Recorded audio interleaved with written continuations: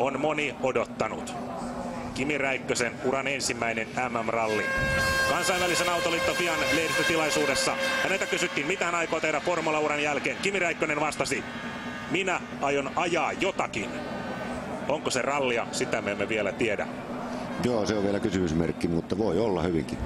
Hän sanoi, että 30-vuotiaana hän on liian nuori eläkkeelle, jos formula-ura siinä vaiheessa olisi päättymässä.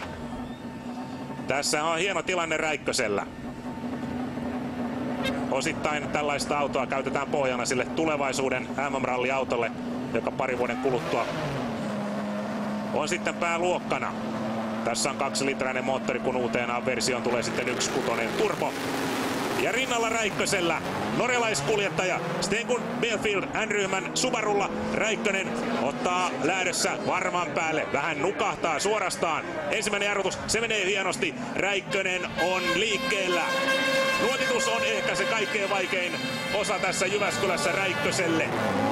Hän ei ole tottunut siihen, että rinnalla on joku, joka antaa ohjeita, miten kuuluu ajaa. Lahjat riittävät Räikkösellä, siitä ei ole kahta kysymystäkään. Ja miten pitkälle Räikkösen vauhti riittää. Ensimmäinen erikoiskoe on käynnissä Räikkösen osalta. Juha, miltä näyttää? Hyvältä näyttää. Kyllä Kimi ajaa osaa jo erittäin kauniisti, tosikaan ja muuta, mutta lähtö jotenkin. Hän on yleensä hyvä lähtiä ykkösissä, mutta nyt ei onnistunut lähtö tai jotain tapahtunut, mutta lähtö ei ollut kovin hyvä. Ei ollut kerssiä. Ei ollut kerssiä varmaan nyt. Bielfeldt ottaa tässä kärkipaikan, Räikkönen 2,5 sekuntia perässä. Tässä myöskin hyvä verrata sitten autoja. Tuo norjalaisen Subaru on siis N-ryhmän auto, Räikkösellä S2000-luokan auto. Sieltä tulee Räikkönen. Takuu varmaa työtä Räikköseltä. Kai Lindströmiltä, kokenut kartturi myöskin, nauttinut MM-voitosta. Muun muassa Tommi Mäkisen rinnalla. Tietää varmasti mikä on homman nimi ja juuri oikea kartanlukija Kimi Räikköselle. Räikkösen ensimmäinen MM-rallin erikoiskoe. Se on kohta paketissa. Ja onko niin, että Räikkönen ottaa tässä erävoiton norjalaisesta? Ottaa. Räikkönen voittaa. Tuleeko pohja? Se menee tiukalle.